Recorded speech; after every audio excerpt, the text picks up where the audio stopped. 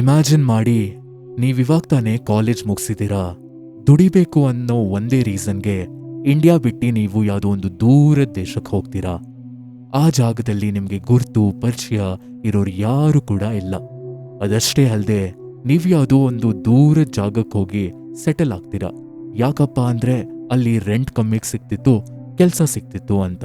ಇದ್ದಕ್ಕಿದ್ದಂತೆ ಎಲ್ಲ ನಾರ್ಮಲ್ ಇದ್ದಿದ್ದ ಆ ಮನೆಯಲ್ಲಿ ಎಕ್ಸ್ಟ್ರೀಮ್ ಲೆವೆಲ್ ಆಫ್ ಪೋಲ್ಟರ್ಗೈಸ್ಟ್ ಆಕ್ಟಿವಿಟೀಸ್ ನಡೆಯೋದಕ್ಕೆ ಶುರು ಆಗುತ್ತೆ.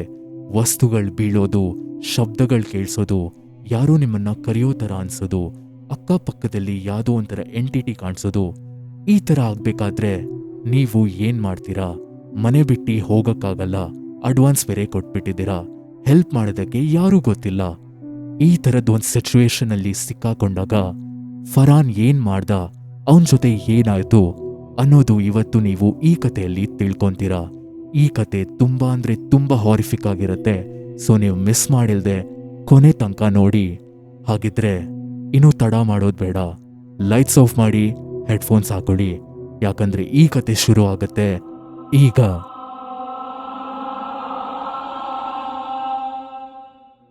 ನನ್ನ ಹೆಸರು ಫರ್ಹಾನ್. ನಾನು ಹುಟ್ಟಿ ಬೆಳೆದಿದ್ದೆಲ್ಲ ಕೇರಳ ಅಲ್ಲೇನೆ. ನಮ್ಮನೇಲಿ ಟೋಟಲ್ 6 ಜನ ಇದ್ವಿ. ಅಪ್ಪ, ಅಮ್ಮ, ನಾನು, ನನ್ನ ತಮ್ಮ, ಅಣ್ಣ ಮತ್ತೆ ಅಕ್ಕ. ಅಕ್ಕ ಮದುವೆ ಆಗ್ಬಿಟ್ಟು ದುಬೈಗೆ ಶಿಫ್ಟ್ ಆಗಿದ್ರು. ಮತ್ತೆ ನಾನು ಕಾಲೇಜ್ ಓದ್ಬೇಕಾದ್ರೇನೆ ಅಕ್ಕ ನನಗೆ ಯಾವಾಗಲೂ ಹೇಳ್ತಿದ್ರು, ನೀನು ಕೂಡ ಚೆನ್ನಾಗಿ ಓದ್ಬಿಟ್ಟು ಅರಬ್ ಕಂಟ್ರೀಸ್ಗೆ ಶಿಫ್ಟ್ ಆಗಿಬಿಡು, ದುಬೈ ಸೌದಿಯಲ್ಲೆಲ್ಲ ಒಳ್ಳೆ ಕೆಲಸ ಸಿಗತ್ತೆ, ಚೆನ್ನಾಗಿ ದುಡಿಬೋದು, ಆಮೇಲೆ ನೀನು ಇಲ್ಲೇ ಸೆಟಲ್ ಆಗ್ಬೋದು ಅಂತ ನನಗೆ ಹೇಳಬೇಕಾದ್ರೇ ಚಿಕ್ಕವನಿಂದನೇ ಆ ಆಸೆ ಇತ್ತು ನನಗೆ. ಎಷ್ಟು ಬೇಗ ಆಗುತ್ತೋ ಅಷ್ಟು ಬೇಗ ಡಿಗ್ರಿನ ಮುಗಿಸ್ಬಿಟ್ಟು ನಾನು ಅಲ್ಲಿಗೆ ಶಿಫ್ಟ್ ಆಗಬೇಕು ಅಂತ. ಅದೇ ರೀತಿಯಲ್ಲಿ ನಾನು ನನ್ನ ಡಿಗ್ರಿನ ಮುಗಿಸ್ಕೊಂಡಿದ್ದ ತಕ್ಷಣವೇ ಮಾರ್ಕೆಟಿಂಗಲ್ಲಿ ನಾನು ಡಿಗ್ರಿ ಮಾಡಿದ್ದೆ. ಅದು ಮುಗ್ದಿದ ತಕ್ಷಣವೇ ನಾನು ಅಪ್ಪ ಅಮ್ಮಗೆ ಹೇಳ್ತೀನಿ, ಅಮ್ಮ ನಾನು ಕೂಡ ಸೌದಿ ಹೋಗೋಣ ಅಂತ ಇದ್ದೀನಿ, ಅಲ್ಲೇ ಕೆಲಸನ ಹುಡ್ಕೊತೀನಿ, ಸ್ವಲ್ಪ ನನಗೆ ಹೆಲ್ಪ್ ಮಾಡಿಕೊಡಿ ಅದಕ್ಕೆ ಅಂತ. ಆಮೇಲೆ ಫೈನಲಿ ಸ್ವಲ್ಪ ಜಗಳ ಮಾಡಿ ಅಪ್ಪ ಅಮ್ಮ ಎಲ್ಲರೂ ಕೂಡ ಒಪ್ಪಿಸ್ಬಿಡ್ತೀನಿ.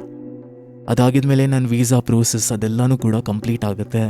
ಮತ್ತು ಒಬ್ರು ಗೊತ್ತಿರೋರು ಇರ್ತಾರೆ ಅಲ್ಲಿ, ಅವರೇ ನನಗೆ ಎಲ್ಲ ಲೈಕ್ ಇನ್ಫ್ಲೂಯೆನ್ಸ್ ಎಲ್ಲ ಮಾಡಿಸಿ ಜಾಗ ಕೆಲಸ ಅದೆಲ್ಲ ರೆಡಿ ಮಾಡಿ ಡೈರೆಕ್ಟ್ ನಾನು ಸೌದಿ ಇಳ್ದಿದ ತಕ್ಷಣವೇ ನನ್ನ ಕೈಯಲ್ಲಿ ಒಂದು ಕೆಲಸ ಇರೋದಕ್ಕೆ ಜಾಗ ಎಲ್ಲನೂ ಕೂಡ ರೆಡಿ ಮಾಡಿಟ್ಟಿದ್ರು. ನಾನಿವಾಗ ಸೌದಿ ಇಳ್ದಿದ ತಕ್ಷಣವೇ ಆ ಅಂಕಲ್ ನನಗೆ ಕರ್ಕೊಂಡು ಹೋಗಿ ರಿಯಾದಲ್ಲಿ ಒಂದು ಸೂಪರ್ ಮಾರ್ಕೆಟಲ್ಲಿ ಕೆಲಸನ ಕೊಡ್ತಾರೆ. ಇನಿಷಿಯಲ್ ಡೇಸಲ್ಲಿ ಸೂಪರ್ ಮಾರ್ಕೆಟಲ್ಲಿ ಎಲ್ಲ ಗೂಡ್ಸ್ ಮ್ಯಾನೇಜ್ಮೆಂಟ್ ಅಲ್ಲಿ ಕೆಲಸ ಮಾಡ್ತಿದ್ದೆ.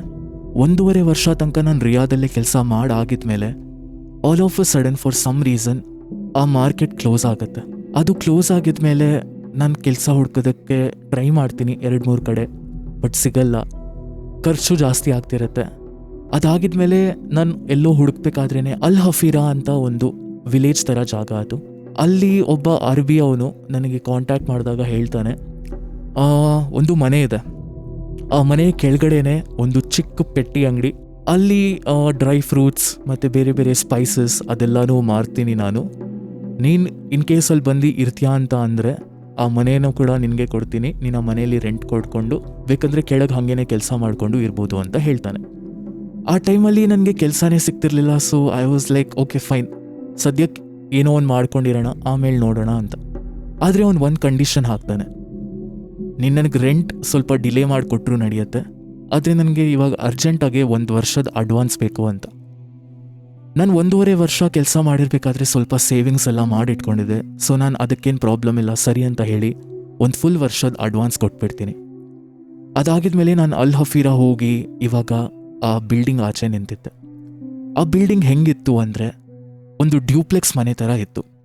ಗ್ರೌಂಡ್ ಫ್ಲೋರಲ್ಲಿ ಆ ಅಂಗಡಿ ಇದೆ, ಅಂಗಡಿ ಹಿಂದೆಗಡೆ ಹೋದರೆ ಒಂದು ವರಾಂಡಾ ಥರ ಇತ್ತು ಜಾಗ, ಸ್ಪೇಸ್ ಎಲ್ಲ, ಒಂದು ಗಟರ್ ಥರ ಒಂದು ಲೈನ್ ಹೋಗ್ತಿತ್ತು. ಪಕ್ಕದಲ್ಲಿ ಯಾವುದೋ ಒಬ್ಬ ತುಂಬ ಲೈಕ್ ದೊಡ್ಡ ಮನೆಯೆಲ್ಲ ಕಟ್ಸಿಟ್ಟಿದ್ದ ಯಾರೋ ರಿಚ್ ಅರ್ಬಿ. ಮತ್ತು ಆ ಜಾಗದಲ್ಲಿ ಜಾಸ್ತಿ ಮನೆಗಳಿರಲಿಲ್ಲ. ಆ ರೋಡಲ್ಲಿ ಹಬ್ಬಬ್ಬ ಅಂದರೆ ಒಂದು 5 ಮನೆಗಳಿತ್ತು. ನನ್ನ ರೂಮ್ ಹೋಗಿ ಓಪನ್ ಮಾಡಿದ ತಕ್ಷಣವೇ ಒಂಥರ ಸ್ಮೆಲ್ ಬರೋದಕ್ಕೆ ಶುರು ಆಗುತ್ತೆ. ಅದು ಮನೇನ ತುಂಬ ದಿವಸ ತನಕ ಖಾಲಿ ಇಟ್ಟರೆ ವಾಸನೆ ಬರುತ್ತಲ್ವ, ಆ ಥರದ ವಾಸನೆ ಬರ್ತಿತ್ತು. ಅಲ್ಲಿ ಇಲ್ಲಿ ಸ್ವಲ್ಪ ಧೂಳೆಲ್ಲ ಇತ್ತು. ಆದರೆ ಫಾರ್ ಒನ್ ಗುಡ್ ರೀಸನ್ ಆ ಮನೆ ಸ್ವಲ್ಪ ಫರ್ನಿಚರ್ಸ್ ಎಲ್ಲ ಹಾಗೆ ಇತ್ತು, ಬೆಡ್ ಎಲ್ಲ ರೆಡಿ ಇತ್ತು, ಟಿ ವಿ ಇತ್ತು, ಎಲ್ಲ ಇರೋ ಕಾರಣದಿಂದ ಓಕೆ ಫೈನ್, ಅಟ್ಲೀಸ್ಟ್ ಇದೆಲ್ಲ ಇದೆ ಅಲ್ವಾ, ಅದು ಪರ್ಚೇಸ್ ಮಾಡೋ ಥರದ್ದು ಏನು ಪ್ರಾಬ್ಲಮ್ ಇಲ್ಲ ಅಂತ ನಾನು ಹೋಗಿ ಮೊದಲನೇ ದಿನ ಫುಲ್ ರೂಮನ್ನೆಲ್ಲ ಕ್ಲೀನ್ ಮಾಡಿ ಇವಾಗೆಲ್ಲ ಕೂಡ ಸೆಟಲ್ ಡೌನ್ ಆಗಿತ್ತು. ನನಗೊಂದು ಅರ್ಬಿ ಕಾಲ್ ಮಾಡಿ ಹೇಳ್ತಾನೆ, ಅಂಗಡಿ ಈ ಥರ ನೋಡು, ಬೆಳಿಗ್ಗೆ ಒಂದು 9 ಗಂಟೆ ಅಷ್ಟರಲ್ಲೆಲ್ಲ ಓಪನ್ ಮಾಡಬೇಕು, ಸಂಜೆ ಒಂದು 7 ಗಂಟೆ ಹತ್ತಿರ ನೀನು ಕ್ಲೋಸ್ ಮಾಡಿದ್ರು ನಡೆಯುತ್ತೆ, ಆಮೇಲೆ ಬೇರೆ ಎಲ್ಲ ನೀನು ನೋಡ್ಕೊ. ಕಾಲೆಲ್ಲ ಕಟ್ಟಾಗಿದ್ಮೇಲೆ ಆರಾಮಾಗಿ ನಾನು ಸ್ವಲ್ಪ ಹೊತ್ತು ರೆಸ್ಟ್ ಮಾಡ್ತೀನಿ. ಮಾರನೇ ದಿನಾನೇ ಅಂಗಡಿ ಓಪನ್ ಮಾಡಿ ಸ್ವಲ್ಪ ಕಸ್ಟಮರ್ಸ್ ಎಲ್ಲ ಬರ್ತಾರೆ, ಅವ್ರನ್ನ ಅಟೆಂಡ್ ಮಾಡ್ತೀನಿ. ಅಂಗಡಿಯಲ್ಲಿ ಏನೇನಿದೆ ಅದೆಲ್ಲ ಸ್ವಲ್ಪ ಕಲ್ತ್ಕೊಂಡು ಒಂದು 3-4 ದಿನ ಆರಾಮಾಗಿ ಹಿಂಗೆ ಹೋಗುತ್ತೆ. ಬೆಳಗ್ಗೆ ದೊಳೋದು, ಅಂಗಡಿ ಓಪನ್ ಮಾಡೋದು, ಕಸ್ಟಮರ್ಸ್ನೆಲ್ಲ ಅಟೆಂಡ್ ಮಾಡಿ ಸಂಜೆ ಕರೆಕ್ಟ್ 7 ಗಂಟೆಗೆ ಅಂಗಡಿ ಮುಚ್ಚಿಬಿಟ್ಟು ವಾಪಸ್ ನಾನು ನನ್ನ ರೂಮಿಗೆ ಹೋಗ್ತಿದ್ದೆ. ಸ್ವಲ್ಪ ಹೊತ್ತೆಲ್ಲ ಟಿ ವಿ ನೋಡಿದ್ಮೇಲೆ ಅಲ್ಲೇ ಹತ್ತಿರದಲ್ಲಿ ಒಂದು 100 ಮೀಟರ್ ಹತ್ರ ಒಂದು ರೆಸ್ಟೋರೆಂಟ್ ಇತ್ತು. ಆ ರೆಸ್ಟೋರೆಂಟಿಗೆ ಹೋಗಿ ಅಲ್ಲೇ ಊಟ ಮಾಡ್ತಿದ್ದೆ ಅಥವಾ ಪಾರ್ಸಲ್ ತೊಗೊಂಬಂದು ರೂಮಲ್ಲಿ ತಿಂತಿದ್ದೆ. ಆವಾಗ ತನಕ ಎಲ್ಲ ಚೆನ್ನಾಗೇ ನಡೀತಿತ್ತು. ಆದರೆ ಅದಾಗಿದ ಮೇಲೆ 4ನೇ ಅಥವಾ 5ನೇ ದಿನ ನನಗೆ ಆಲ್ ಆಫ್ ಅ ಸಡನ್ ಕೆಟ್ಟ ಕನಸುಗಳು ಬರೋದಕ್ಕೆ ಶುರು ಆಗುತ್ತೆ. ಒಂಥರ ಭಯಾನಕ ಕನಸುಗಳು. ನನ್ನ ಕನಸಲ್ಲಿ ಜಿನ್ ಬರ್ತಿದ್ದ, ಅವನೊಂಥರ ನನಗೆ ಹಿಡ್ಕೊಳ್ಳೋ ಥರ ಆಗ್ತಿತ್ತು. ಕರೆಕ್ಟಾಗಿ ಡಿಸ್ಕ್ರೈಬ್ ಮಾಡಬೇಕು ಅಂದರೆ, ನೀವೆಲ್ಲರೂ ಲೈಫಲ್ಲಿ ಇದನ್ನು ಯಾವತ್ತಾದರೂ ಎಕ್ಸ್ಪೀರಿಯೆನ್ಸ್ ಮಾಡಿರ್ತೀರ. ರಾತ್ರಿ ನಿದ್ದೆ ಮಾಡಬೇಕಾದ್ರೆ ಸಡನ್ನಾಗೆ ನಿಮ್ಮ ಕನಸಲ್ಲಿ ಯಾವುದೋ ಹೈಟಿಂದ ಬೀಳೋ ಥರ ಅನಿಸುತ್ತೆ. ಬಟ್ ಬೀಳೋದಕ್ಕಿಂತ ಮುಂಚೆನೇ ನೀವು ಹೆದರ್ಬಿಟ್ಟು ಎದೊಳ್ಬಿಡ್ತೀರ. ಎಕ್ಸಾಕ್ಟ್ಲಿ ಇದೇ ಥರ ನನಗೂ ಕೂಡ ಆಗ್ತಿತ್ತು. ಕನಸಲ್ಲಿ ನಾನು ನಿದ್ದೆ ಮಾಡ್ತಿರ್ತೀನಿ, ಯಾರೋ ಒಬ್ಬ ದೊಡ್ಡ ಆಕೃತಿಯಲ್ಲಿ ಜಿನ್ ನನ್ನ ತಲೆ ಹತ್ರ ಬಂದು ಇನ್ನೇನು ನನ್ನ ಕುತ್ತಿಗೆ ಹಿಸಕಬೇಕು ಅನ್ನೋಷ್ಟರಲ್ಲಿ ನನಗೆ ಎಚ್ಚರ ಆಗ್ಬಿಡ್ತಿತ್ತು. 1 ದಿನ 2 ದಿನ ಈ ಥರ ಕನಸು ಬಂದರೆ ಪರವಾಗಿಲ್ಲ, ಸುಮಾರು 4-5 ದಿನ ತನಕ ಇದೇ ಥರ ಕನಸು ಬರ್ತಿರೋದು ನನಗೆ. ಅದಕ್ಕೆ ನಾನು ಏನಾಗ್ತಿದೆ, ನಾನು ಮಲ್ಕೊತಿರೋ ಡೈರೆಕ್ಷನ್ ಕರೆಕ್ಟಾಗಿಲ್ವಾ ಅಥವಾ ಏನಾದರೂ ತಪ್ಪಿದೆಯಾ, ಏನು ಮಾಡ್ತಿದ್ದೀನಿ, ಒಂದು ಸತಿ ಅಮ್ಮ ಕೇಳಿ ನೋಡೋಣ ಅಂತ ಅವತ್ತು ಅಮ್ಮ ಕಾಲ್ ಮಾಡಿಬಿಟ್ಟು ಈ ಥರ ನನ್ನ ಕೆಟ್ಟ ಕನಸು ಬರ್ತಿದೆ, ನನಗೆ ಜಿನ್ ಒಂಥರ ಕಾಣಿಸ್ತಿದ್ದಾನೆ ಅಂತೆಲ್ಲ ಹೇಳಿದಾಗ, ಅಮ್ಮ ನೀನೇನು ಹೆದರ್ಕೊಳ್ಬೇಡ, ನಿನ್ನ ರೂಮಲ್ಲಿ ಒಂದು ಕುರಾನ್ನ ತಂದಿಟ್ಕೋ, ಟೈಮಾಗಿ ನಮಾಜ್ ಮಾಡು, ಆ ಥರ ಭಯ ಆದರೆ ಅಲ್ಲ ಹೆಸರನ್ನ ಕೂಗು ಅಂತ ಹೇಳ್ತಾರೆ. ಅವತ್ತು ರಾತ್ರಿನೂ ಕೂಡ ನನಗೆ ಅದೇ ಥರ ಕನಸೇ ಬರುತ್ತೆ. ಮಾರನೇ ದಿನ ನಾನು ಹೋಗಿ ಕುರಾನ್ ತಂದು ಇಟ್ಟು ಟೈಮಾಗಿ ನಮಾಜ್ ಮಾಡೋದಕ್ಕೆ ಶುರು ಮಾಡ್ತೀನಿ. ಸ್ವಲ್ಪ ಕನಸುಗಳು ಆ ಥರ ಬರೋದು ನಿಲ್ಲುತ್ತೆ, ಬಟ್ ಆಮೇಲೆ ಇನ್ನೂ ವಿಯರ್ಡ್ ಥಿಂಗ್ಸ್ ಆಗೋದಕ್ಕೆ ಶುರು ಆಗುತ್ತೆ. ಒಂದು 3 ತಿಂಗಳು ತನಕ ಹಿಂಗೆ ನಡೀತಿತ್ತು. ಒಂದೊಂದು ದಿನ ಕೆಟ್ಟ ಕನಸು ಬರೋದು, ಇನ್ನೊಂದು ದಿನ ಏನೋ ಒಂದು ಆಗೋದು, ಈ ಥರ ಆಗ್ತಿತ್ತು. ಒಂಥರ ನೆಗೆಟಿವ್ ಎನರ್ಜಿ ಫೀಲ್ ಆಗ್ತಿತ್ತು. ಬಟ್ ಬೇರೆ ದಿನ ಎಲ್ಲ ನಾರ್ಮಲ್ ಆಗಿರೋ ಕಾರಣದಿಂದ ಹಾಗೆ 3 ತಿಂಗಳು ಯಾವಾಗ ಕಳೆದೋಯ್ತು ಅಂತಲೇ ಗೊತ್ತಾಗಿಲ್ಲ. ಅದಾಗಿದ ಮೇಲೆ ನನಗೆ ಫಸ್ಟ್ ಟೈಮ್ ಒಂದು ಎಕ್ಸ್ಪೀರಿಯೆನ್ಸ್ ಆಗುತ್ತೆ. ಅವತ್ತು 7 ಗಂಟೆ ಕೆಲಸ ಆಗಿದ ತಕ್ಷಣವೇ ನಾನು ಅಂಗಡಿ ಬಾಗಿಲು ಹಾಕಿಬಿಟ್ಟು ಹೊಟ್ಟೆ ಹಸಿವು ಆಗ್ತಿತ್ತು. ಸೊ ನಾನು ರೆಸ್ಟೋರೆಂಟಿಗೆ ಹೋಗಿ ಅವತ್ತು ಅಲ್ಲೇ ಊಟ ಮಾಡಿಬಿಡ್ತೀನಿ. ಊಟ ಮಾಡಿ ಆಲ್ಮೋಸ್ಟ್ 10 ಗಂಟೆ 11 ಗಂಟೆ ಹತ್ತಿರ ನಾನು ವಾಪಸ್ ಬಂದೆ. ವಾಪಸ್ ಬಂದಿದ್ದ ತಕ್ಷಣ ಆರಾಮಾಗಿ ಬಟ್ಟೆ ಎಲ್ಲ ಚೇಂಜ್ ಮಾಡಿ ಮಲ್ಕೊಳ್ಳೋದಕ್ಕೆ ಹೋಗಿರ್ತೀನಿ. ಆವಾಗ ನನ್ನ ರೂಮ್ ಇದೆ ಅಲ್ವಾ, ರೂಮಿಗೆ ಒಂದು ಡೋರ್ ಅಂದರೆ ಡೋರ್ ಆಚೆ ಇನ್ನೊಂದು ಗೇಟ್ ಥರ ಕೂಡ ಬರುತ್ತೆ. ಆ ಗೇಟಲ್ಲಿ ಯಾರೋ ಜೋರಾಗೆ ಹೊಡೆಯೋದಕ್ಕೆ ಶುರು ಮಾಡ್ತಾರೆ. ನಾನು ಎದ್ದೊಳ್ತೀನಿ, ಎಚ್ಚರ ಆಗುತ್ತೆ, ಮೊಬೈಲ್ ಆನ್ ಮಾಡಿ ನೋಡಿದ್ರೆ 11 ಗಂಟೆ ಆಗ್ತದೆ. ಆ ರಸ್ತೆಯಲ್ಲಿ ಯಾವ ಬೇರೆ ಅಂಗಡಿನೂಗಳು ಇರಲಿಲ್ಲ, ಎಲ್ಲ ಸ್ವಲ್ಪ ಮನೆಗಳ ಥರನೇ ಇತ್ತು. ಆಪೋಸಿಟ್ಟಲ್ಲಿ ಯಾವುದೋ ಒಂದು ಮನೆ ಕನ್ಸ್ಟ್ರಕ್ಷನ್ ನಡೀತಿತ್ತು. ನಾನು ಅಂದ್ಕೊಳ್ತೀನಿ ಯಾರಿರ್ಬೋದು ಈ ಸಮಯದಲ್ಲಿ, ಆ ಕನ್ಸ್ಟ್ರಕ್ಷನ್ನವ್ರು ಯಾರಾದರೂ ಏನಾದರೂ ಬೇಕಾ, ಏನು ಕಥೆನೋ ಅಂತ ಅಂದ್ಕೊಂಡು ಹೋಗ್ಬಿಟ್ಟು ಗೇಟ್ ಆಚೆ ತೆಗೆದು ನೋಡಿದ್ರೆ ಯಾರೂ ಇಲ್ಲ. 2-3 ಸತಿ ಕೆಳಗಡೆ ತನಕನೂ ಹೋಗ್ಬಿಟ್ಟು ನೋಡ್ಕೊಂಬರ್ತೀನಿ, ಅಕ್ಕಪಕ್ಕ ಯಾರೂ ಕಾಣಿಸ್ತಿರಲ್ಲ. ಆ್ಯಂಡ್ ನಾನಿದ್ದಿದ್ದ ರಸ್ತೆ ಯಾವ ಥರ ಅಂದರೆ, ಅಲ್ಲಿ ಸ್ಟ್ರೀಟ್ ಲೈಟ್ ರೋಡ್ ಎಂಡಿಗೊಂದು, ರೋಡ್ ಸ್ಟಾರ್ಟಿಂಗಿಗೊಂದು ಅಷ್ಟೇ, ಬೇರೆ ಸೆಂಟ್ರಲ್ ಸ್ಟ್ರೀಟ್ ಲೈಟ್ಗಳೆಲ್ಲ ಏನೂ ಇಲ್ಲ. ಮನೆಗಳಲ್ಲಿ ಅವ್ರು ಹಾಕೊಂಡ್ರೆ ಅವ್ರದ್ದು ಅಷ್ಟೇ, ಫುಲ್ ಕತ್ಲೆ ಕಾಣಿಸ್ತಿರುತ್ತೆ, ಯಾರೂ ಇರಲ್ಲ. ಯಾರು ಈ ಸಮಯದಲ್ಲಿ ಈ ಥರ ನಾಟಕಗಳು ಮಾಡ್ತಿದ್ದಾರೆ, ನಾನು ಯಾರಾದರೂ ಬೇಕಂತ ಏನಾದರೂ ಮಾಡಿದಾರೋ ಏನೋ ಅಂತ ಅಂದ್ಕೊಂಡು ಹೋಗಲಿ ಬಿಡು ಅಂತ ನಿದ್ದೆ ಬರ್ತಿತ್ತು.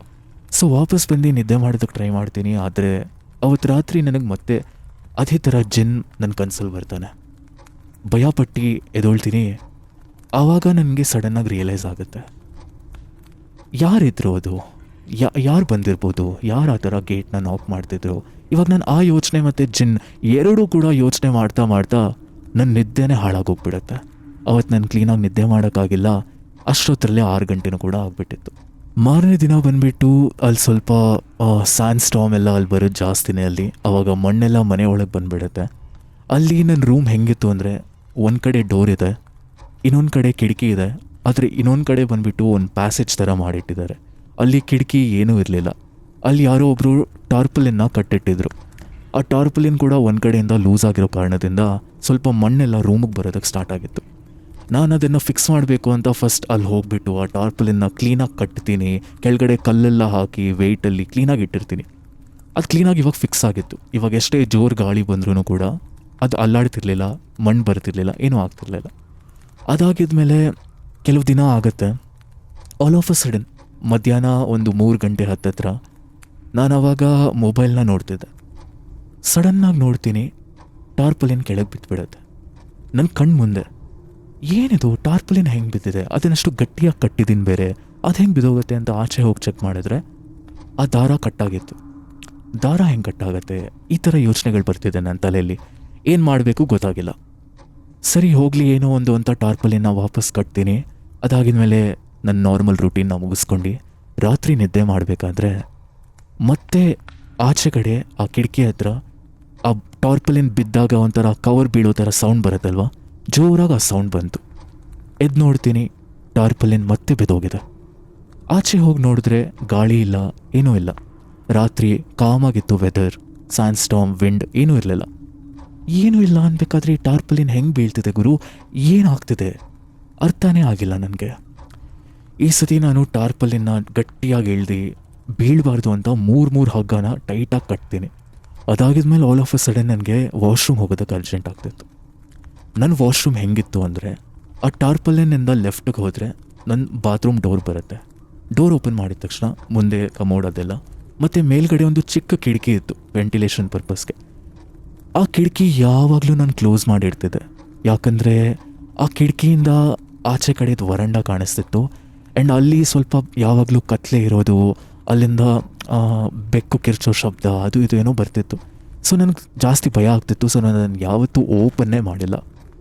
ಇವತ್ತು ವಾಶ್ರೂಮ್ ಹಂಗೆ ಟಾಯ್ಲೆಟ್ ಮಾಡಬೇಕಾದ್ರೆ ತಲೆ ಹಿಂಗೆ ಮೇಲೆತ್ತು ನೋಡ್ತೀನಿ, ಆ ಕಿಟಕಿ ಓಪನ್ ಆಗಿದೆ. ಆ್ಯಂಡ್ ಆ ಕಿಟಕಿ ಯಾವ ಥರದ್ದಂದರೆ, ಗಾಳಿ ಏನೇ ಬಂದರೂ ಕೂಡ ಅದು ಓಪನ್ ಆಗಲ್ಲ. ಪ್ರಾಪರ್ ಲಾಕ್, ಆ ಲಾಕ್ ಹಾಕಿರುತ್ತದೆ. ಆ ಲಾಕ್ ಹೆಂಗೆ ಓಪನ್ ಆಗಿ ಆ ಕಿಟಕಿ ಹೆಂಗೆ ಓಪನ್ ಆಗಿದೆಯೋ ಅಂತ ನಾನು ಯೋಚನೆ ಮಾಡ್ತಿದ್ದೆ. ಆ ಕಿಟಕಿ ಹತ್ರ ಹಿಂಗೆ ಸ್ವಲ್ಪ ಹತ್ತಿ ನೋಡ್ತೀನಿ, ಯಾವುದೋ ಒಂದು ಆಕೃತಿ ಲೈಟ್ ಥರ ನನ್ನ ಕಣ್ಮುಂದೆ ಜೋರಾಗಿ ಹಿಂಗೆ ಹೋಗುತ್ತೆ. ಅದನ್ನ ನೋಡಿದ್ದೆ ನಾನು ಹೆದರ್ಬಿಟ್ಟು ಹಿಂದೆಗಡೆ ಬಿದ್ದೋಗ್ಬಿಡ್ತೀನಿ. ಅದೇ ಕಡೆ ನಾನು ಇವಾಗ ನೋಡ್ತಿರ್ಬೇಕಾದ್ರೆ ಆ ಆಕೃತಿ ಮತ್ತೆ ಈ ಕಡೆ ಪಾಸ್ ಆಗುತ್ತೆ. ಆ್ಯಂಡ್ ಇವಾಗ I was dam sure that ಏನೋ ಪ್ರಾಬ್ಲಮ್ ಇದೆ ಇಲ್ಲಿ. ನಾನು ಆದರೂ ಕನ್ಫರ್ಮ್ ಮಾಡ್ಕೊಳ್ಳೋಣ, ಯಾರಾದರೂ ಲೈಟ್ ಏನಾದರೂ ಹಾಕ್ತಿದ್ದಾರಾ ಹಿಂದೆಗಡೆಯಿಂದ, ಯಾವುದಾದ್ರೂ ಟಾರ್ಚ್ ಲೈಟ್ ಇರ್ಬೋದಾ ಅಥವಾ ಯಾವುದಾದ್ರೂ ಲೈಟಿಂದ ರಿಫ್ಲೆಕ್ಷನ್ ಅಂತ ಆಚೆ ಹೋಗಿ ನೋಡಿದ್ರೆ ಇವಾಗ ಅಲ್ಲಿ ಯಾವುದೂ ಲೈಟ್ ಇರಲಿಲ್ಲ. ಆ್ಯಂಡ್ ಇವಾಗ ನಾನೇನು ಕನಸು ಕಾಣ್ತಿರ್ಲಿಲ್ಲ, ನನ್ನ ಕಣ್ಣು ಮುಂದೆ ಯಾವುದೋ ಒಂದು ಆಕೃತಿ ವೈಟ್ ಕಲರ್ ಲೈಟ್ ಪಾಸ್ ಆಗಿದೆ.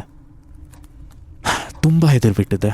ನಾನು ಇಮಿಡಿಯೇಟಾಗಿ ಆ ಕಿಟಕಿನ ಕ್ಲೋಸ್ ಮಾಡಿ ಬಾತ್ರೂಮ್ ಡೋರ್ನ ಮುಚ್ಚಿ ವಾಪಸ್ ನನ್ನ ರೂಮ್ ಕಡೆ ಬಂದು ಆ ಕುರಾನ್ನ ಹಿಡ್ಕೊಂಡ್ಬಿಟ್ಟು ಅಲ್ಲಾ ಹೆಸರನ್ನ ಪದೇ ಪದೇ ಜ್ಞಾಪಿಸ್ಕೊತಿದ್ದೆ. ಆಮೇಲೆ ಹಾಗೆ ಹೋಗ್ತಾ ಹೋಗ್ತಾ ಏನೋ ಕಷ್ಟಪಟ್ಟು ನಿದ್ದೆ ಮಾಡಿಬಿಡ್ತೀನಿ. ಆವತ್ತಾಗಿದ್ಮೇಲೆ ನೆಕ್ಸ್ಟ್ ದಿನ ನಾನು ಎದ್ಬಿಟ್ಟು ನನ್ನ ಜೊತೆ ನಡೆದಿರೋ ಘಟನೆನೆಲ್ಲ ಅಮ್ಮ ಹತ್ರ ಅಣ್ಣ ಹತ್ರ ಶೇರ್ ಮಾಡ್ತೀನಿ. ಮತ್ತೆ ಅಮ್ಮ ಅದೇ ಹೇಳ್ತಿದ್ರು, ಏನಾಗಿಲ್ಲ, ನೀನು ಒಬ್ಬನೇ ಇರೋ ಕಾರಣದಿಂದ ನಿಂಗೆ ಆ ಥರ ಕನಸುಗಳೆಲ್ಲ ಬರ್ತಿದೆ. ಆ ಥರ ಏನಾದರೂ ಕಷ್ಟ ಅನಿಸ್ತಿದ್ರೆ ಆ ಜಾಗನ ಬಿಟ್ಬಿಟ್ಟು ಬೇರೆ ಯಾವುದಾದ್ರೂ ಮನೆಗಾದರೂ ಶಿಫ್ಟ್ ಆಗು, ಯಾಕೆ ಅಲ್ಲೇ ಇದೆಯಾ ಫರ್ಹಾನ್ ಅಂತ ಹೇಳ್ತಿದ್ರು. ಆದರೆ ನಾನು ಅವ್ರಿಗೆ ಆಲ್ರೆಡಿ 1 ವರ್ಷದ ಅಡ್ವಾನ್ಸ್ ಕೊಟ್ಬಿಟ್ಟಿದ್ದೆ. ಮನೆ ಶಿಫ್ಟ್ ಮಾಡಬೇಕು ಅಂದ್ರೂ ಒಂದು ಪಾಸಿಬಲ್ ಇರಲಿಲ್ಲ. ಸೊ ನಾನು ಇಲ್ಲಮ್ಮ, ಅದು ಇವಾಗ ಸದ್ಯದಕ್ಕೆ ಮಾಡೋಕ್ಕಾಗಲ್ಲ. ಆ್ಯಂಡ್ ನನ್ನ ಹತ್ರ ಕೈಯಲ್ಲಿ ಕೆಲಸ ಬೇರೆ ಇರಲಿಲ್ಲ, ಇದೊಂದು ಕೆಲಸ ಸಿಕ್ಕಿತ್ತು, ಆ ಕೆಲಸನೂ ಇವಾಗ ಹೋಗ್ಬಿಡತ್ತೆ ಅನ್ನೋ ಒಂದೇ ರೀಸನ್ಗೆ ನಾನು ಹುಡುಕ್ತಿದ್ದೀನಿ ಕೆಲಸ ಸಿಕ್ಕಿದ ತಕ್ಷಣ ಫಸ್ಟ್ ನಾನು ಅದನ್ನು ಮಾಡಬೇಕು ಅಂತ ಹೇಳಿ ಸರಿಯಮ್ಮ ಅಂತ ಕಾಲ್ ಕಟ್ ಮಾಡ್ತೀನಿ. ಅವತ್ತಾಗಿದ ಮೇಲೆ ಪ್ರತಿಯೊಂದು ದಿನ ಏನಾದರೂ ಒಂದು ಪೋಲ್ಟರ್ಗೈಸ್ಟ್ ಆ್ಯಕ್ಟಿವಿಟೀಸ್ ನಡೆಯೋದಕ್ಕೆ ಶುರುವಾಗಿತ್ತು. ಯಾವತ್ತೂ ಒಂದಿನ ರ್ಯಾಂಡಮ್ ಆಗಿ ನಾನು ಕೂತ್ಕೊಂಡಿರ್ಬೇಕಾದ್ರೆ ನನ್ನ ಕಣ್ಣು ಮುಂದೆ ಜಸ್ಟ್ ಒಂದು ಬಾಟಲ್ ಕೆಳಗೆ ಬಿದ್ದೋಗ್ಬಿಡುತ್ತೆ, ನೀರಿನ ಬಾಟಲ್. ನನ್ನ ರೂಮಲ್ಲಿ ಇದ್ದಿದ್ದು ಒಂದೇ ಒಂದು ಫ್ಯಾನ್. ಆ ಫ್ಯಾನ್ ಗಾಳಿನೂ ಅಷ್ಟೊಂದೇನು ಬರ್ತಿರ್ಲಿಲ್ಲ, ವಿಪರೀತ ಸೆಕೆ ಹೊಡಿತಿತ್ತು. ಅದನ್ನು ಅವತ್ತು ನಾನು ನೋಡ್ತೀನಿ, ಫ್ಯಾನ್ ಆನ್ ಇದೆ, ಅದಕ್ಕೇನಾದರೂ ಬಿತ್ತ. ಆದರೆ ಬಾಟಲ್ ಹೆಂಗೆ ಬೀಳೋದಕ್ಕೆ ಸಾಧ್ಯ? ಅದು ಖಾಲಿ ಬಾಟಲ್ ಅಂದರೂ ಅರ್ಥ ಆಗುತ್ತೆ, ನೀರು ತುಂಬಿತ್ತು ಆ ಬಾಟಲಲ್ಲಿ. ನಾನು ಮತ್ತೆ ಬಾಟಲ್ ಎತ್ತಿ ವಾಪಸ್ ಇಡ್ತೀನಿ. ಅದೇ ಥರ ಬೇರೆ ಬೇರೆ ವಸ್ತುಗಳು. ನನ್ನ ವಾಶ್ರೂಮ್ ಹತ್ರ ಒಂದು ಸ್ಮಾಲ್ ಸ್ಟ್ಯಾಂಡ್ ಥರ ಇಟ್ಟಿದ್ದೆ. ಆ ಸ್ಟ್ಯಾಂಡ್ಗೆ ಮೊಳೆ ಹೊಡೆದು ಅದರ ಮೇಲೆ ನಾನು ಟೂತ್ ಬ್ರಷು, ಸೋಪು ಎಲ್ಲನೂ ಜೋಡಿಸಿಟ್ಟಿದ್ದೆ. ಒಂದಿನ ಸಡನ್ನಾಗೆ ಆ ಫುಲ್ ಸ್ಟ್ಯಾಂಡೇ ಬಿದ್ದೋಗ್ಬಿಡುತ್ತೆ. ಈ ಥರ ವಿಚಿತ್ರವಾಗಿರೋ ಆ್ಯಕ್ಟಿವಿಟೀಸ್ಗಳಾಗೋದು, ಯಾರೋ ಡೋರ್ ಬಂದು ನಾಕ್ ಮಾಡೋ ಥರ. ಆ್ಯಂಡ್ ದಿನ ಹೋಗ್ತಾ ಹೋಗ್ತಾ ಪೋಲ್ಟರ್ಗೈಸ್ಟ್ ಆ್ಯಕ್ಟಿವಿಟೀಸ್ ಮತ್ತು ನೆಗೆಟಿವ್ ಎನರ್ಜಿ ಜಾಸ್ತಿ ಆಗ್ತಾ ಹೋಗ್ತಿತ್ತು. ಇಷ್ಟು ದಿನ ನನಗೆ ಬರೀ ಕೆಟ್ಟ ಕನಸು ಬರೋದು ಈ ಥರದ್ದಾಗ್ತಿತ್ತು. ಆದರೆ ಒಂದು ರಾತ್ರಿ ನನಗೆ ಯಾರೋ ನನ್ನ ಹೆಸರು ಕರೆಯೋ ಥರ ಅನಿಸುತ್ತೆ, ಫರ್ಹಾನ್ ಫರ್ಹಾನ್ ಫರ್ಹಾನ್. ಈ ಥರ ಎದ್ದು ನೋಡ್ತೀನಿ, ಅಕ್ಕಪಕ್ಕ ಯಾರೂ ಇಲ್ಲ. ನನಗೇನಾದರೂ ಸ್ಲೀಪ್ ಪ್ಯಾರಾಲಿಸಿಸ್ ಆಗೋದಕ್ಕೆ ಸ್ಟಾರ್ಟ್ ಆಗಿದೆಯಾ, ನಾನು ಇದನ್ನು ನಿಜವಾಗ್ಲೂ ನನ್ನ ಜೊತೆ ಇದೆಲ್ಲ ಆಗ್ತಿದೆಯಾ ಅಥವಾ ಊಹೆ ಮಾಡ್ತಿದ್ದೀನಾ, ನಾನು ಇವಾಗ ಆ ಥರ ಎಲ್ಲ ಯೋಚನೆ ಮಾಡೋದಕ್ಕೆ ಸ್ಟಾರ್ಟ್ ಮಾಡಿದ್ದೆ. ಏನಾಗ್ತಿದೆ ಏನೂ ಗೊತ್ತಾಗ್ತಿಲ್ಲ. ನೆಕ್ಸ್ಟ್ ದಿನ ಎದ್ದಿದ ತಕ್ಷಣನೇ ನಾನು ಡಿಸೈಡ್ ಮಾಡಿಬಿಟ್ಟಿದ್ದೆ, ಇವತ್ತು ಹರ್ಬಿನ ಆ ಮನೆ ಮತ್ತು ಅಂಗಡಿ ಓನರ್ಗೆ ಒಂದ್ಸತಿ ಕಾಲ್ ಮಾಡಿ ಏನಾದರೂ ಈ ಮನೆಯಲ್ಲಿ ನಿಜವಾಗ್ಲೂ ಸಮಸ್ಯೆ ಇದೆಯಾ, ಏನಾಗ್ತಿದೆ ಇಲ್ಲಿ ಅಂತೆಲ್ಲ ಕಾಲ್ ಮಾಡಿದಾಗ ಅವ್ನು ನನಗೆ ಒಂದು ವಿಷಯನ ಹೇಳ್ತಾನೆ. ಆ ಥರ ಎಲ್ಲ ಏನಿಲ್ಲ, ನಿನಗಿಂತ ಮುಂಚೆನೂ 2-3 ಜನ ಹುಡುಗರು ಅಲ್ಲೇ ಇದ್ದರು, ಅವರೆಲ್ಲ ಆರಾಮಾಗಿ ಕೆಲಸ ಮಾಡ್ಕೊಂಡಿದ್ರಲ್ವ, ಆ ಥರ ಎಲ್ಲ ಪ್ರಾಬ್ಲಮ್ ಇದ್ದರೆ ನೀನು ಬಿಟ್ಟು ಹೋಗ್ಬೋದು, ಆದರೆ ಅಡ್ವಾನ್ಸ್ ಎಲ್ಲ ರಿಟರ್ನ್ ಆಗಲ್ಲ ಅಂತ ಹೇಳ್ತಾನೆ. ಎಟ್ ದ ಸೇಮ್ ಟೈಮ್ ನಾನು ಹೇಳ್ತೀನಿ, ಇಲ್ಲ ಆ ಥರ ಏನಿಲ್ಲ, ಜಸ್ಟ್ ಸ್ವಲ್ಪ ಕೆಟ್ಟ ಕನ್ಸುಗಳು ಬರ್ತಿತ್ತು ಅಷ್ಟೇ, ಅದಕ್ಕೆ ಕೇಳಿದೆ ಅಂತ. ಆವಾಗ ಅವ್ನ ಕೋಪದಲ್ಲಿ ಒಂಥರ ಅವ್ನ ವಾಯ್ಸ್ ಚೇಂಜ್ ಆಗುತ್ತೆ. ಅವ್ನು ಹೇಳ್ತಾನೆ, ಆ ಥರ ಎಲ್ಲ ಏನೂ ಇಲ್ಲ, ಇನ್ನೊಂದು ಹೇಳೋದಿತ್ತು ಅದನ್ನು ಮರ್ತು ಹೋಗಿಬಿಟ್ಟಿದ್ದೆ. ಅಲ್ಲಿ ಅಂಗಡಿ ಹತ್ರ ಪಕ್ಕದಲ್ಲಿ ಒಂದು ಗಟರ್ ಥರ ಇದೆ, ಆ ಜಾಗದಲ್ಲಿ ಮಣ್ಣೆಲ್ಲ ತುಂಬ್ಕೊಂಡಿರತ್ತೆ.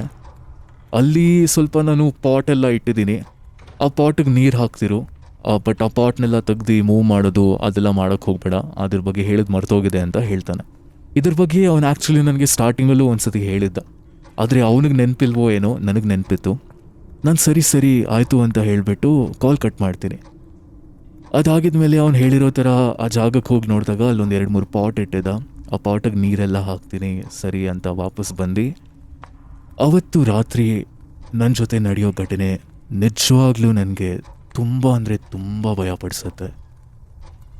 ರಾತ್ರಿ ಆಲ್ಮೋಸ್ಟ್ 4 ಗಂಟೆ ಹತ್ತಿರ ಒಳ್ಳೆ ನಿದ್ದೆ ಬಂದಿತ್ತು. ಅವತ್ತು ನಿದ್ದೆ ಮಾಡ್ತಿದ್ದೀನಿ, ಸಡನ್ನಾಗಿ ನನ್ನ ರೂಮಲ್ಲಿ ಏನೋ ಶಬ್ದ ಬರುತ್ತೆ, ಏನೋ ಅಲ್ಲಾಡೋ ಥರ. ಆ ಶಬ್ದ ಎಲ್ಲಿಂದ ಬರ್ತಿದೆ ಅಂತ ಒಂದ್ಸತಿ ಎಚ್ಚರಾಗಿ ನೋಡಿದಾಗ ಆ ಶಬ್ದ ಬೇರೆ ಎಲ್ಲೋ ಅಲ್ಲ, ನನ್ನ ಬೆಡ್ ಹಿಂದೆಗಡೆ ಸ್ವಲ್ಪ ಜಾಗ ಇತ್ತು, ಆ ಜಾಗದಿಂದಾನೇ ಸೌಂಡ್ ಬರ್ತಿತ್ತು. ಏನಿದು ನನ್ನ ಬೆಡ್ ಹಿಂದೆ ಏನಾದರೂ ಅಲ್ಲಾಡ್ತಿದ್ಯಾ, ಇಲ್ಲಿ ಏನಾದರೂ ಬಂದಿದೆಯಾ ಅಂತ ಹಿಂಗೆ ತಿರುಗಿಬಿಟ್ಟು ನೋಡಿದಾಗ ಯಾರೋ ಒಬ್ಬರದು ಕೈ ಕಾಣಿಸುತ್ತೆ ನನ್ನ ತಲೆ ಹತ್ರ. ಅದನ್ನು ನೋಡಿದ್ದು ನನ್ನ ಮೈಯೆಲ್ಲ ನಡ್ಗೋದಕ್ಕೆ ಶುರುವಾಗಿ ಇಮ್ಮಿಡಿಯೇಟಾಗಿ ಅಲ್ಲಿಂದ ನಾನು ಫಸ್ಟು ಎದ್ದು ಮೊಬೈಲ್ ತೊಗೊಂಡು ಮನೆಯಿಂದ ಆಚೆ ಓಡೋಗ್ಬಿಟ್ಟು ಕೆಳಗಡೆ ಹೋಗ್ಬಿಡ್ತೀನಿ. ನಾನಿವಾಗ ಅಂಗಡಿ ಹತ್ರನೇ ಕೂತಿದ್ದೆ, ನೀವು ನಂಬಲ್ಲ, ಬಟ್ ಆಲ್ಮೋಸ್ಟ್ 4 ಗಂಟೆಯಿಂದ 6 ಗಂಟೆ ತನಕ, ಬೆಳಕಾಗೋ ತನಕ ನಾನು ಅಲ್ಲೇ ರೋಡಲ್ಲೇ ನಿಂತ್ಕೊಂಡು ಹೋಗ್ಲಾ ಬೇಡವಾ ಅಂತ ಅದೇ ಯೋಚನೆ ಮಾಡ್ತಿದ್ದೆ. ನನಗೆ ನಿಜವಾಗ್ಲೂ ಮತ್ತೆ ವಾಪಸ್ ಆ ರೂಮ್ ಒಳಗೆ ಹೋಗಿ ಮಲ್ಕೊಳ್ಳೋ ಅಷ್ಟು ಧೈರ್ಯ ಇರಲಿಲ್ಲ. ಬೆಳಕಾಗಿದ ತಕ್ಷಣ ಹೋಗ್ಬಿಟ್ಟು ಗೇಟ್ ಓಪನ್ ಮಾಡ್ತೀನಿ, ಒಳಗಡೆ ರೂಮ್ನ ನೋಡಿದ್ರೆ ಎಲ್ಲ ನಾರ್ಮಲ್ ಆಗೇ ಇದೆ. ಅವತ್ತು ನಾನು ನನ್ನ ಫ್ರೆಂಡ್ ಒಬ್ಬ ಇದ್ದ ರಿಯಾದಲ್ಲಿ, ನಾನು ಮುಂಚೆ ರಿಯಾದಲ್ಲಿ ಕೆಲಸ ಮಾಡಬೇಕಾದ್ರೆ ಒಬ್ಬ ಫ್ರೆಂಡ್ ಇದ್ದ. ಅವ್ನ ಫ್ರೆಂಡಿಗೆ ಕಾಲ್ ಮಾಡಿಬಿಟ್ಟು ಹೇಳಿದಾಗ ಅವ್ನು ನನಗೆ ಹೇಳ್ತಾನೆ, ನೀನು ಯಾವ್ದಾದ್ರು ಮೌಲಾನಾ ಸಾಬ್ ಅಥವಾ ಯಾವುದಾದ್ರೂ ಆಲಿಮ್ನ ಕರೆಸು, ನಿನಗೆ ಇಷ್ಟೊಂದು ಭಯ ಆಗ್ತಿದ್ರೆ, ನಿನ್ನ ರೂಮಲ್ಲಿ ಏನಾದರೂ ಹತ್ರ ನೆಗೆಟಿವ್ ಎನರ್ಜಿ ಇದ್ದರೆ ಅದನ್ನು ಹೋಗೋ ಥರ ಮಾಡ್ತಾರೆ ಅಂತ ಹೇಳ್ತಾನೆ. ನನ್ನ ಫ್ರೆಂಡ್ ಹೇಳಿದ್ದೆಲ್ಲ ಕೇಳಿದ ಮೇಲೆ ಏನು ಮಾಡಬೇಕು ಅಂತ ಅಷ್ಟೊಂದು ಐಡಿಯಾ ಇರಲಿಲ್ಲ. ಸರಿ ನೋಡೋಣ, ಇನ್ ಕೇಸ್ ಒಂದು 2-3 ದಿನ ಆಗಿದ್ಮೇಲೂ ಏನಾಗಿಲ್ಲ ಅಂದರೆ ಅವ್ನು ಹೇಳಿದ್ದು ಟ್ರೈ ಮಾಡಿ ನೋಡೋಣ ಅಂತ ಅಂದ್ಕೊಂಡು ಅವತ್ತು ನಾನು ಕೆಲಸ ಎಲ್ಲ ಮುಗಿಸ್ಕೊಂಡು ಬಂದು ನಾರ್ಮಲಾಗಿ ನಿದ್ದೆ ಮಾಡ್ತಿದ್ದೆ. ಸುಸ್ತಾಗಿತ್ತು. ಅವತ್ತು ರಾತ್ರಿ ಅದೇ ಥರ ಮತ್ತೆ ರೂಮಲ್ಲಿ ಏನೇನೋ ಶಬ್ದಗಳು ಬರೋದಕ್ಕೆ ಶುರು ಆಗುತ್ತೆ. ನನಗೆ ಆಲ್ರೆಡಿ ಭಯ ಆಗೋದಕ್ಕೆ ಶುರು ಆಯಿತು. ನಿನ್ನೆ ತಾನೇ ಯಾರ್ದೋ ಕೈ ಕಾಣಿಸ್ತು ನನಗೆ. ಐ ವಾಸ್ ಹೋಪಿಂಗ್ ನನಗೆ ಇವತ್ತೇನೂ ಆ ಥರ ಎಕ್ಸ್ಪೀರಿಯೆನ್ಸ್ ಆಗಬಾರ್ದು ಅಂತ ನಾನು ಜೋರಾಗಿ ಅಲ್ಲ ಹೆಸರನ್ನ ಹೇಳೋದಕ್ಕೆ ಶುರು ಮಾಡ್ತೀನಿ. ಸಡನ್ನಾಗಿ ಅವಾಗ ಶಬ್ದ ಬರೋದು ನಿಂತೋಗ್ಬಿಡುತ್ತೆ. ಆವಾಗ ನನ್ನ ಬಾತ್ರೂಮ್ ಡೋರ್ ಜೋರಾಗಿ ಕ್ಲೋಸ್ ಆಗೋ ಸೌಂಡ್ ಬರುತ್ತೆ. ನಾನು ಎದ್ದು ನಿಂತ್ಕೊಂಡ್ಬಿಟ್ಟು ಆ ಬಾತ್ರೂಮ್ ಕಡೆಗೆ ನೋಡ್ತಾ ಸ್ಲೋ ಆಗಿ ಈ ಕಡೆ ಹೋಗ್ತಿರ್ತೀನಿ. ಆ ಬಾತ್ರೂಮ್ ಹತ್ರನೇ ನನಗೆ ಎಂಟಿಟಿ ನಿಂತಿರೋದು ಕಾಣಿಸುತ್ತೆ. ಇಷ್ಟು ದಿವಸ ನನಗೆ ಆಕೃತಿ ಕಾಣಿಸ್ತಿತ್ತು, ಆದರೆ ಇವತ್ತು ನಾನು ಆ ಜಿನ್ ನನ್ನ ಕನಸಲ್ಲಿ ಬರ್ತಾನೆ ಅಂತ ಹೇಳ್ತಿದ್ದೆ ಅಲ್ವಾ, ಆ ಜಿನ್ ನನ್ನ ಕಣ್ಮುಂದೆ ಇವತ್ತು ನಿಂತಿದ್ದ. ಅವನ ಮುಖ ಹೆಂಗಿತ್ತು ಅಂದರೆ, ತಲೆ ಈ ಕಡೆಯಿಂದ ಯಾರೋ ಕೊಯ್ದುಬಿಟ್ಟಿದ್ದಾರೆ, ಫುಲ್ ರಕ್ತ ಹೀರ್ತಿದೆ. ಅವನೊಂಥರ ಮುಖದಲ್ಲಿ ಆ ಕೋಪ ಭಯ ಎಲ್ಲ ಒಂದೇ ಸತಿ ಬಂದರೆ ಹೆಂಗಿರುತ್ತೆ ಆ ಥರ ಅವ್ನು ನನ್ನ ಕಡೆ ಗುರಾಯಿಸ್ತಿದ್ದ. ಅದನ್ನ ನೋಡಿದ ನಾನು ಅಲ್ಲೇ ತಲೆ ಸುತ್ತಿ ಕೆಳಗೆ ಬಿದ್ದೋಗ್ಬಿಡ್ತೀನಿ. ಸುಮಾರು ಒಂದು ಅರ್ಧ ಗಂಟೆ ಆಗಿದ ಮೇಲೆ ಎಚ್ಚರ ಆಗುತ್ತೆ. ತಲೆ ವಿಪರೀತ ತುಂಬ ಅಂದರೆ ತುಂಬ ನೋವ್ತಿತ್ತು. ಮೋಸ್ಟ್ ಪ್ರಾಬಬ್ಲಿ ನಾನು ತಲೆ ಸುತ್ತ ಬಿದ್ದಾಗ ಎಲ್ಲೋ ತಲೆ ಗೋಡೆಗೆ ಹೊಡ್ಕೊಂಡೋ ಏನೋ. ಇಮ್ಮಿಡಿಯೇಟಾಗಿ ನನ್ನ ಮೊಬೈಲ್ನ ತೆಗೆದುಬಿಟ್ಟು ಅಲ್ಲೊಬ್ಬರು ನಮ್ಮ ಅಂಕಲ್ ಇದ್ದರು, ರಿಯಾದ್ ಹತ್ತತ್ರನೇ, ಅಲ್ಲಿಂದ ಆಲ್ಮೋಸ್ಟ್ ಒಂದು 80 ಕಿಲೋಮೀಟರ್ ದೂರ ನಾನಿರೋ ಕಡೆಯಿಂದ. ಅವ್ರಿಗೆ ಇಮಿಡಿಯೇಟಾಗಿ ಕಾಲ್ ಮಾಡ್ತೀನಿ, ಬಿಕಾಸ್ ಅವ್ರು ಬಿಟ್ಟರೆ ಬೇರೆ ನನಗೆ ಯಾರೂ ಗೊತ್ತಿರಲಿಲ್ಲ ಹತ್ತಿರದಲ್ಲಿ. ಅಂಕಲ್ಗೆ ಕಾಲ್ ಮಾಡಿಬಿಟ್ಟು ನಾನು ಅಳ್ತಿದ್ದೆ, ನನ್ನ ವಾಯ್ಸಲ್ಲಿ ಆ ಭಯ ಕ್ಲೀನಾಗಿ ಕಾಣಿಸ್ತಿತ್ತು. ಕಾಲ್ ಮಾಡಿದ ತಕ್ಷಣ ಹೇಳ್ತೀನಿ, ಅಂಕಲ್ ಈ ಥರ ಆಗ್ತಿದೆ ನನ್ನ ಜೊತೆ, ಏನು ಮಾಡಬೇಕು ಗೊತ್ತಾಗ್ತಿಲ್ಲ, ಯಾರೋ ಜಿನ್ ಪದೇ ಪದೇ ನನ್ನ ಕನಸಲ್ಲಿ ಬರ್ತಿದ್ದಾನೆ, ನನ್ನ ಕಾಪಾಡು ಕಾಪಾಡು ಅಂತ ಹೇಳೋ ಥರ ಎಲ್ಲ ಕನಸುಗಳಲ್ಲಿ ಬರ್ತಿದೆ. ಇವತ್ತು ನೋಡಿದ್ರೆ ಆ ಜಿನ್ ನನ್ನ ಕಣ್ಮುಂದೆನೇ ಕಾಣಿಸ್ತಾ, ನನಗೆ ಏನು ಮಾಡೋದು ಗೊತ್ತಾಗ್ತಿಲ್ಲ ಅಂತೆಲ್ಲ ಹೇಳಿದಾಗ, ನೀನೇನು ಯೋಚನೆ ಮಾಡಬೇಡ, ನಾಳೆ ನಾನಲ್ಲಿ ಬರ್ತೀನಿ ಅಂತ ಅವ್ರು ಹೇಳಿ ಕಾಲ್ ಕಟ್ ಮಾಡ್ತಾರೆ. ಮಾರನೇ ದಿನ ಬೆಳಗ್ಗೆ ಸುಮಾರು ಒಂದು 7:30 ಹತ್ತತ್ರನೇ ಅವ್ರು ನಮ್ಮ ಅಂಗಡಿ ಹತ್ರ ಬಂದುಬಿಟ್ಟು ನನಗೆ ಕಾಲ್ ಮಾಡಿ ಮೇಲ್ ಬರ್ತಿದ್ರು. ಮೇಲ್ ಬಂದಿದ ತಕ್ಷಣ ನಾನು ಅವ್ರಿಗೆ ಆಗಿರೋದೆಲ್ಲ ಎಕ್ಸ್ಪ್ಲೇನ್ ಮಾಡಿ, ಅರಬಿ ನನಗೊಂದು ವಿಷಯ ಹೇಳಿರ್ತಾನೆ, ಈ ಜಾಗನ ಮುಟ್ಟಕ್ಕೆ ಹೋಗಬೇಡ ಅಂತ. ನನಗೂ ಸ್ವಲ್ಪ ಡೌಟ್ ಇತ್ತು. ನಾನಿದನ್ನು ನಮ್ಮ ಅಂಕಲ್ಗೆ ಹೇಳಿದಾಗ ಅವ್ರಿಗೂ ಅದು ಸ್ವಲ್ಪ ಸಸ್ಪಿಷಿಯಸ್ ಅನಿಸುತ್ತೆ. ಆವಾಗ ಅವ್ರು ಹೇಳ್ತಾರೆ, ಒಂದು ಕೆಲಸ ಮಾಡು, ಅಲ್ಲಿ ಮಣ್ಣಿರೋ ಕಡೆ ನಾವೇನು ತೆಗೆದು ಬೇಡ, ಇಮಿಡಿಯೇಟ್ ನೀನು ಪೊಲೀಸವ್ರನ್ನ ಕಾಲ್ ಮಾಡು ಅಂತ ಹೇಳ್ತಾರೆ. ಪೊಲೀಸವರು ಕಾಲ್ ಮಾಡಿದ ತಕ್ಷಣ ನಾವು ಈ ಥರ ಎಕ್ಸ್ಪ್ಲೇನ್ ಮಾಡ್ತೀವಿ. ಅವರು ಅಲ್ಲಿ ಬರ್ತಾರೆ. ಬಂದಿದ್ದ ತಕ್ಷಣ ನಮ್ಮ ಅಂಕಲ್ ಹೇಳ್ತಾರೆ, ನಮಗೆ ಯಾಕೋ ಈ ಜಾಗದಲ್ಲಿ ಏನೋ ಇದೆ ಅಂತ ಅನ್ನಿಸ್ತಿದೆ, ನಾವೇ ತೆಗೋಣ ಅಂತ ಅಂದ್ಕೊಂಡ್ವಿ, ಆದರೆ ಯಾಕೆ ಸುಮ್ಮನೆ, ಆಮೇಲೆ ನಾವು ತೆಗ್ದು ನಮ್ಮ ಮೇಲೆ ಬರೋದು ಬೇಡ ಅಂತ ನಿಮ್ಮನ್ನೇ ಕರೆದ್ಬಿಟ್ವಿ ಅಂತ ಹೇಳಿ ಇವಾಗ ಅವರಲ್ಲಿ ಡಿಗ್ ಮಾಡೋದಕ್ಕೆ ಸ್ಟಾರ್ಟ್ ಮಾಡ್ತಾರೆ. ಆ ಪಾಟ್ನ ಎಲ್ಲ ತೆಗೆದುಬಿಟ್ಟು. ಆ್ಯಂಡ್ ಫಾರ್ ಅವರ್ ಸರ್ಪ್ರೈಸ್, ಅದೇ ಜಾಗದಲ್ಲಿ ಯಾರೋ ಒಬ್ಬನ ಮೃತ ದೇಹ ಬಿದ್ದಿರತ್ತೆ, ಒಂದು ಶವ ಸಿಗತ್ತಲ್ಲಿ. ಆ್ಯಂಡ್ ಆ ಶವ ಮುಖ ಎಲ್ಲ ಆಲ್ಮೋಸ್ಟ್ ಒಂದು ಕಡೆಯಿಂದ ಅದೇ ಮೆಲ್ಟಾಗಿ ಹೋಗ್ಬಿಟ್ಟಿತ್ತು, ಅದೇ ಬಾಡಿ ಡಿಗ್ರೇಡ್ ಆಗುತ್ತೆ ಅಲ್ವಾ, ಆ ಥರ ಆಲ್ಮೋಸ್ಟ್ ಈ ಕಡೆಯಿಂದ ಸ್ಕಲ್ ಕಾಣಿಸ್ತಿದೆ, ಇನ್ನೊಂದು ಕಡೆ ಸ್ವಲ್ಪ ಮುಖ ಎಲ್ಲ ಇತ್ತು. ಅವನು ನೋಡೋದಕ್ಕೆ ಲಿಟ್ರಲಿ ನನ್ನ ಕನ್ಸಲ್ಲಿ ಬರೋ ಜಿನ್ ಥರಾನೇ ಇದ್ದ. ಅದನ್ನು ನೋಡಿ ಒಂದು ಸೆಕೆಂಡ್ ನನ್ನ ಮೈಯೆಲ್ಲ ನಡ್ಗೋದಕ್ಕೆ ಶುರು ಆಗಿಬಿಡುತ್ತೆ. ನಾನು ಮತ್ತು ನಮ್ಮ ಅಂಕಲ್ ಇಬ್ಬರು ನಮ್ಮ ಮುಖ ನೋಡ್ಕೊತಿದ್ದೀವಿ. ಪೊಲೀಸವರು ಶಾಕಲ್ಲಿ ನಮ್ಮ ಕಡೆಗೆ ನೋಡ್ತಾರೆ. ಆ್ಯಂಡ್ ನಮಗೇನು ಮಾಡಬೇಕು, ಏನು ಹೇಳಬೇಕು, ಏನೂ ಗೊತ್ತಾಗಿಲ್ಲ. ಅದಾಗಿದ್ಮೇಲೆ ಆ ಇನ್ವೆಸ್ಟಿಗೇಷನ್ ನಡೀತಿರುತ್ತೆ. ಪೊಲೀಸವರು ನನಗೆ ಕರ್ಕೊಂಡೋಗಿ ಅದರ ಬಗ್ಗೆ ಇನ್ನೂ ಫರ್ದರ್ ಡಿಸ್ಕಸ್ ಮಾಡ್ತಾರೆ. ಏನಾಗಿತ್ತು ಎಕ್ಸಾಕ್ಟ್ಲಿ ಅಂತೆಲ್ಲ ಕೇಳಿದಾಗ ನಾನೆಲ್ಲ ಎಕ್ಸ್ಪ್ಲೇನ್ ಮಾಡಿ ಹೇಳ್ತೀನಿ. ಆ ಅರ್ಬಿ ಅವ್ನು ನನಗೆ ಈ ಥರ ಮನೆ ರೆಂಟ್ಗೆ ಕೊಟ್ಟಿದ್ದ, ಕೆಲಸ ಮಾಡು ಅಂತೆಲ್ಲ ಹೇಳಿದ್ದ, ಅದೆಲ್ಲ ಹೇಳ್ತೀನಿ. ಅದಾಗಿದ್ಮೇಲೆ ನಾನು ಇದನ್ನೂ ಅವ್ರಿಗೆ ಹೇಳ್ತೀನಿ, ದಟ್ ಅವನು ಅರ್ಬಿ ಅವನು ನನಗೆ ಆ ಗಿಡನ ಪಾಟ್ನ ಎಲ್ಲ ಮೂವ್ ಮಾಡೋಕ್ಕೆ ಹೋಗಬೇಡ, ಆ ಕಡೆ ನೀನು ಹೋಗಲೇಬೇಡ, ಬರೀ ನೀರು ಹಾಕೋದೊಂದು ಕೆಲಸ ಮಾಡು ಅಷ್ಟೇ ಅಂತ ಹೇಳಿದ್ದ ಅಂತ. ಅದೆಲ್ಲ ಹೇಳಿದ್ಮೇಲೆ ಅರ್ಬಿಗೆ ನಾನು ಕಾಲ್ ಮಾಡೋದಕ್ಕೆ ಟ್ರೈ ಮಾಡ್ತೀನಿ, ಬೇರೆ ಪೊಲೀಸವರು ಕಾಲ್ ಮಾಡೋಕ್ಕೆ ಟ್ರೈ ಮಾಡ್ತಾರೆ. ಅವ್ನ ಫೋನ್ ಸ್ವಿಚ್ ಆಫ್ ಬರ್ತಿತ್ತು. ಅಕ್ಕಪಕ್ಕ ಜನಕ್ಕೆಲ್ಲ ಕೇಳಿದಾಗ ಅವಾಗ ಐಡಿಯಾ ಬರುತ್ತೆ ದಟ್ ಆ ಅರ್ಬಿ ಅವನು ಸ್ವಲ್ಪ ರೌಡಿ ನನ್ನ ಮಗನೇ ಅಂತ. ಅವನಲ್ಲಿ ಹಫ್ತಾ ವಸೂಲಿ ಮಾಡೋದು, ಯಾರ್ಯಾರೋ ಹುಡುಗಿರನ್ನ ಕರೆಸ್ಕೊಳ್ಳೋದು ಆ ರೂಮ್ಗಳಿಗೆ, ಮತ್ತು ಬೇರೆ ಥರದ ಕೆಲಸಗಳೆಲ್ಲ ಮಾಡ್ತಿದ್ದ ಅಂತ ಗೊತ್ತಾಗತ್ತೆ. ಅದೆಲ್ಲ ಆಗಿದ್ಮೇಲೆ ನಾನು ವಾಪಸ್ ಕಾಲ್ ಮಾಡಿ ನಮ್ಮ ಅಮ್ಮಗೆ ಆಗಿದ್ದೆಲ್ಲ ಹೇಳ್ತೀನಿ. ಅವ್ರು ನನಗೆ ಹೇಳ್ತಾರೆ, ನೀನು ಫಸ್ಟ್ ಆ ಜಾಗನ ಬಿಡು, ನಿನಗೇನೇನು ದುಡ್ಡಿನ ಸ್ವಲ್ಪ ವ್ಯವಸ್ಥೆ ಬೇಕೋ ಅದೆಲ್ಲ ನಾವು ಮಾಡ್ತೀವಿ ಅಂತ ಹೇಳ್ತಾರೆ. ಅದಾಗಿದ್ಮೇಲೆ ಅಮ್ಮ ನನಗೆ ದುಡ್ಡು ಕಳಿಸಿದ ತಕ್ಷಣವೇ ಇಮ್ಮಿಡಿಯೇಟಾಗಿ ನಾನು ಆ ಮನೇನ ವೆಕೇಟ್ ಮಾಡಿಬಿಡ್ತೀನಿ. ಅಲ್ಲಿಂದ ವೆಕೇಟ್ ಮಾಡಿ ವಾಪಸ್ ರಿಯಾದ್ಗೆ ಹೋಗ್ಬಿಟ್ಟು ಅಲ್ಲಿ ಶಿಫ್ಟ್ ಆದೆ. ಸೊ ಎಸ್, ಆ ಇನ್ವೆಸ್ಟಿಗೇಷನ್ ಇನ್ನೂ ತನಕ ನಡೀತಿದೆ. ಅವ್ನು ಕ್ರಿಮಿನಲ್ ಸಿಕ್ಕದ್ನೋ ಇಲ್ವೋ, ಆ ಅರ್ಬಿ ಏನಾಯಿತು ಏನೂ ಗೊತ್ತಿಲ್ಲ. ಬಟ್ ಇದು ನನ್ನ ಜೊತೆ ನಡೆದಿರೋ ಘಟನೆ. ನಿಮ್ಮೆಲ್ಲರಿಗೂ ನಾನು ಹೇಳಿರೋ ಕತೆ ಇಷ್ಟ ಆಗಿದ್ರೆ ವಿಡಿಯೋನ ಲೈಕ್ ಮಾಡಿ, ಮತ್ತು ಇದೇ ಥರ ವೀಡಿಯೋಸ್ಗೋಸ್ಕರ ಚಾನಲ್ನ ಸಬ್ಸ್ಕ್ರೈಬ್ ಕೂಡ ಮಾಡಿ. ನಾನು ನಿಮಗೆ ಸಿಗ್ತೀನಿ ಮತ್ತೆ ಇದೇ ಥರ ವೀಡಿಯೋಸ್ ಜೊತೆ. Till then take care, good bye and peace out.